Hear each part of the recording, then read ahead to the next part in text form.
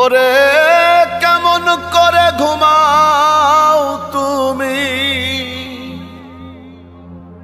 কেমন করে ঘুমাও তুমি ফজর করে কাজা।